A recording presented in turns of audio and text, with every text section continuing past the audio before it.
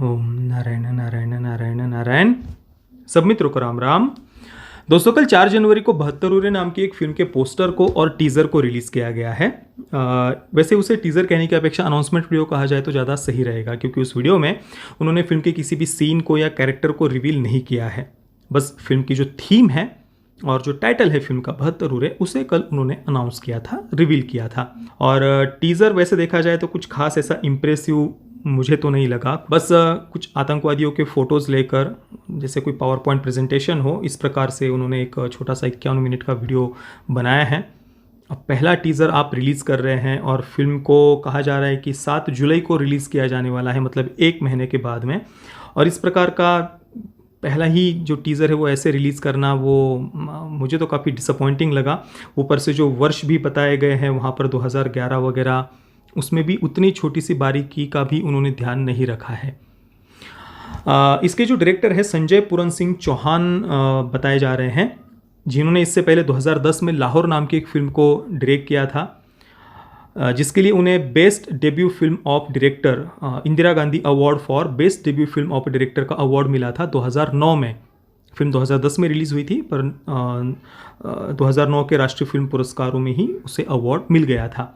और अभी ये जो 72 उरे नाम की फिल्म है, इसे 2021 में ही बेस्ट डायरेक्शन का राष्ट्रीय पुरस्कार मिला था, यानी 2 वर्ष पहले ही। और फिल्म अभी 2023 में रिलीज़ होने जा रही है। इस बीच में उन्होंने दूसरी किसी भी फिल्म को डायरेक्ट नहीं किया है। बस 2021 में 83 जो कबीर खान की फिल्म आई थी, उसके वे को राइटर थे। और अक्षय कुमार की गोरखा नाम की फिल्म को देखिए, अभी 3 वर्ष पहले अनाउंस किया गया था, अचानक से एक पोस्टर सामने आया था, पर बाद में वो ठंडे बस्ते में चली गई फिल्म। तो उसे भी संजय पूरन सिंह चौहान ही डायरेक्ट करने वाले थे, ऐसा बताया गया था। बाकी अभी इसके बारे में इसके जो मेकर्स है, 72 उरे इस फिल्म के जो मेकर्स है, चाहे डायरेक्टर हो या प्रोड्यूसर्स हो, उनके कुछ वक्तव्य मैंने पढ़े तो उन्होंने फिल्म के बारे में या फिल्म की कहानी के बारे में ऐसे कोई जानकारी नहीं दी है कि वे क्या दिखाने वाले हैं, या दर्शकों की उत्सुकता बढ़े, कुछ नया सब्जेक्ट या कुछ क्रिएटिव उन्होंने किया हो। ऐसा कुछ भी उन्होंने बताया नहीं। बस आतंकवाद को लेकर उन्होंने चिंता व्यक्त की है। जो कुछ भी मैं उनके वक्तव्य पढ़ रहा हूँ, बस आतंकवाद को लेकर वे चिंता व्यक्त कर रहे हैं। और देखिए, मैंने द कश्मीर फाइल्स के समय तो उसके रिलीज़ होने से कई महीने पहले से ही, इवन जब ताशकंद फाइल्स के रिलीज़ के बाद विवेक अग्निहोत्री जी ने द कश्मीर फाइल्स को अनाउंस किया था ना, यानी रिलीज़ से भी 2 वर्ष पहले ही, तभी से मैंने द कश्मीर फाइल्स को उस पर वीडियोस बनाए थे। और उसके बाद में रिलीज़ के कुछ महीने पहले अमेरिका में जब उसकी प्री रिलीज स्क्रीनिंग हुई थी, उस समय जो वहाँ के भावुक करने वाले कई सारे वीडियोस अलग अलग जगहों से अमेरिका से आए थे, उस पर भी मैंने कई सारे वीडियोस बनाए थे। उसे मैंने जमकर खुलकर प्रमोट किया था, क्योंकि वहाँ पर विश्वास था कि भाई ये फिल्म पूर्ण रूप से न्याय देगी कश्मीरी हिंदुओं के नरसंहार को। और द कश्मीर फाइल्स से ज़्यादा टेक्निकली वेल मेड फिल्म जो राष्ट्रवादी विचारधारा पर आधारित हो, ये मैंने तो अभी तक नहीं देखी है। मतलब आप दूसरी किस फिल्म का उदाहरण दे सकते हैं जो टेक्निकली इतनी वेल मेड हो द कश्मीर फाइल्स की तरह, जो राष्ट्रवादी विचारधारा पर आधारित हो? दूसरी कोई फिल्म पास में भी नहीं है उसके। द केरला स्टोरी विषय अच्छी तरह, मतलब जो एक काफ़ी गंभीर समस्या के बारे में, एक महत्वपूर्ण विषय के बारे में वो फिल्म बताती है।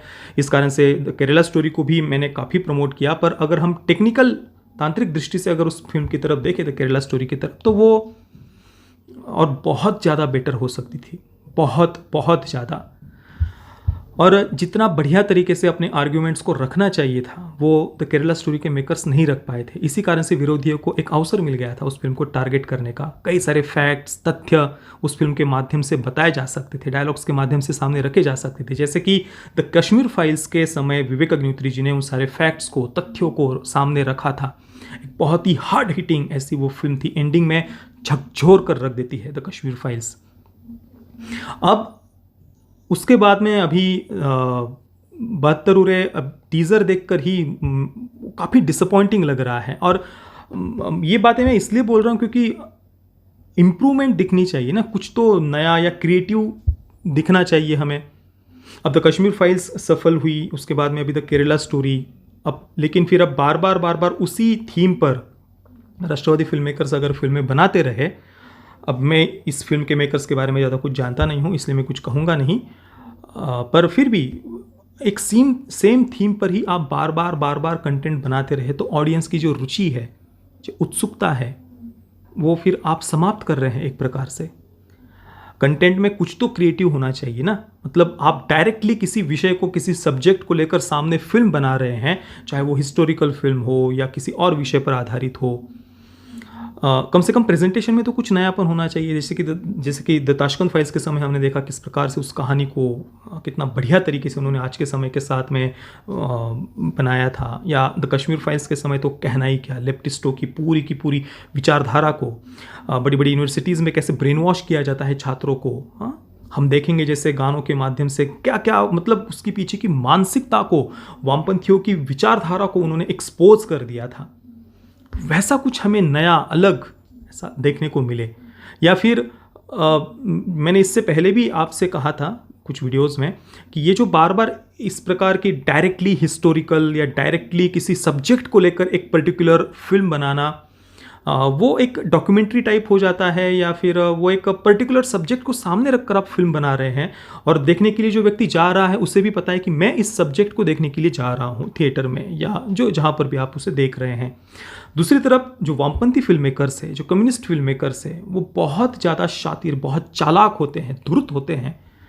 और वो देखिए इस प्रकार से अपने नैरेटिव को पुश करते हैं, अपने एजेंडा को पुश करते हैं, अपने प्रोपेगेंडा को पुश करते हैं कि जब कोई सामान्य व्यक्ति, इवन राष्ट्रवादी व्यक्ति भी किसी वामपंथी फिल्म मेकर की फिल्म को देखता है ना, उसे पता नहीं होता कि वो क्या देख रहा है, पर इतना सटल वे में इमोशनली ब्लैकमेल करके वामपंथी फिल्म मेकर्स अपने टॉक्सिक से टॉक्सिक थॉट्स को जिस प्रकार से दिमाग में डालते हैं ना, ये बात राष्ट्रवादी फिल्म मेकर्स को सीखने जैसी है। इसमें कोई छोटेपन की बात नहीं है, ये इस बात सच में सीखने जैसी है।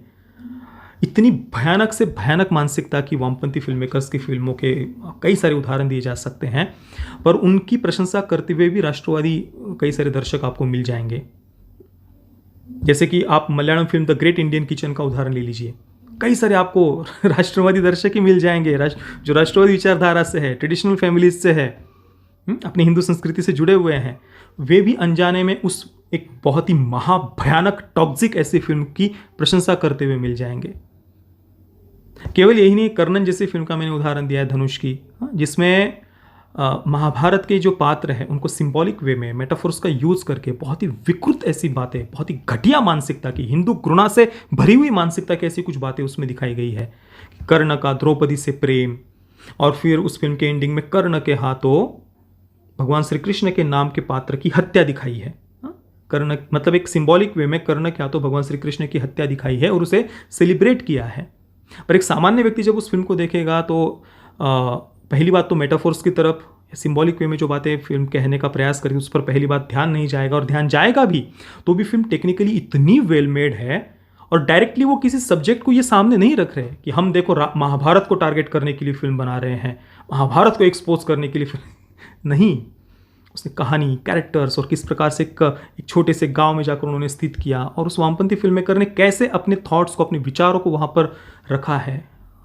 तो ये महत्वपूर्ण होता है कि आप कोई, जैसे कि जो वोक फिल्म मेकर्स होते हैं वो चाहे पॉलिटिकल थ्रिलर बनाए, रोमांटिक थ्रिलर बनाए, या कोई रोमांटिक कॉमेडी बनाए, या फिर हॉरर फिल्म बनाए, या सोशल ड्रामा बनाए, किसी भी जॉनरा का कोई भी कंटेंट, वो कोई सीरियल किलर पर भी फिल्म बनाते हैं तो वहां पर भी वो अपने घिनौने विचारों को इसी प्रकार से डाल देते हैं। जैसे कि दहाड़ वेब सीरीज का उदाहरण ले लीजिए, सीरियल किलर पर आधारित वेब सीरीज है, पर सामाजिक चित्रण देखिए किस प्रकार से कितने गंदे तरीके से हमारे गाँव को स्टेरियोटाइप किया है, हमारे कल्चर के अगेंस्ट कैसे एक हेट स्प्रेड की गई है, या लव जिहाद के जो क्राइम्स हैं उनको कैसे व्हाइट वॉश किया है कुछ सब प्लॉट्स डालकर।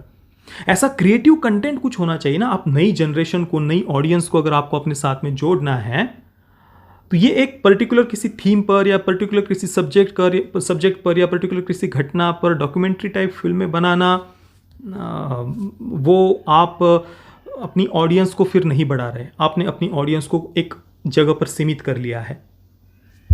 तो ठीक है, मतलब अभी ऐसी फिल्में चल रही है क्योंकि इससे पहले भारत में ऐसा कभी कुछ नहीं हुआ, या ऐसा कभी भी हमने देखा नहीं था, तो ये एक नयापन है, इसलिए फिल्म चल रही है, देख रहे हैं लोग। पर बार बार अगर इसी बात को राष्ट्रवादी फिल्म मेकर्स रिपीट करते रहे तो ये आप उल्टा नुकसान कर रहे हैं।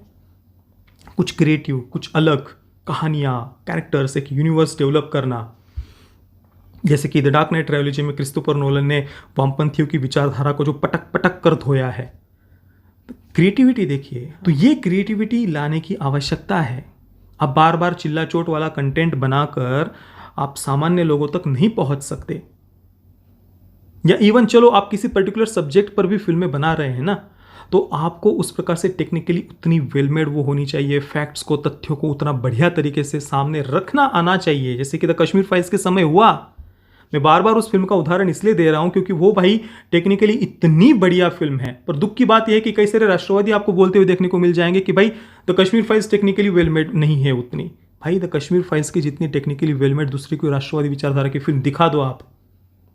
बजट कम होने को टेक्निकली खराब होना नहीं कहते हैं। कैरेक्टर्स को, कहानी को, डायलॉग्स को, संवादों को कितना बढ़िया तरीके से लिखा गया, कितना बढ़िया तरीके से डेवलप किया गया है, अपने सब्जेक्ट को कितना बढ़िया तरीके से सामने रख पाती है कोई फिल्म, उसे कहते हैं टेक्निकली वेल मेड होना। बाकी प्रोडक्शन वैल्यू बड़ी होने से वो फिल्म अच्छी नहीं हो जाती है। प्रोडक्शन वैल्यू तो द केरला स्टोरी की ज़्यादा अच्छी है द कश्मीर फाइल से। पर द केरला स्टोरी कई जगहों पर थोड़ा सा वो बी ग्रेड वाले जोन में भी पहुंच जाती है, टेक्निकली उतनी बेटर नहीं है वो फिल्म। तो ये बातें कुछ तो इम्प्रूवमेंट ये दिखना चाहिए हमें कंटेंट में। बार बार वही कंटेंट आप रिपीट करेंगे तो इससे राष्ट्रवादी विचारधारा का ही नुकसान होगा। अब 72 उरे के जो मेकर्स हैं उन्होंने क्या क्या बातें कही है वो मैं आपको एक बार पढ़कर बताता हूँ। फिल्म के डायरेक्टर ने कहा, एबीपी न्यूज़ का ये आर्टिकल है, 72 उरे को 2 बार राष्ट्रीय पुरस्कार जीत चुके डायरेक्टर संजय पूरन सिंह ने बनाया है। इस मूवी के बारे में वे कहते हैं, आम लोगों को धीरे धीरे दिया जा रहा दिमागी जहर उन्हें आतंकवादी बना रहा है। ये आत्मघाती हमलावर भी हमारी तरह ही साधारण परिवारों से ताल्लुक़ रखते हैं, जो आतंकी आकाओं द्वारा सिखाए गए गलत रास्तों व ब्रेन वॉशिंग की बलि चढ़ जाते हैं और फिर खूंखार आतंकवादी में तब्दील हो जाते हैं। 72 हुरों की खुशफहमी के चलते वो बर्बादी के रास्ते पर चल पड़ते हैं, फिर उनका अंजाम बहुत ही दर्दनाक होता है। हमें ये समझने की ज़रूरत है कि बड़े पैमाने पर लोगों को बरगलाकर उन्हें आतंकवाद के रास्ते पर ले जाया जा रहा है। ऐसे में अब आतंकवाद की जड़ों को खोजने और उसे समूल रूप से नष्ट करना बेहद ज़रूरी हो गया है। अब देखिए, ये जो डायरेक्टर ने बातें कही है वो ठीक है, उन्होंने अपना पर्सपेक्टिव सामने रखा, पर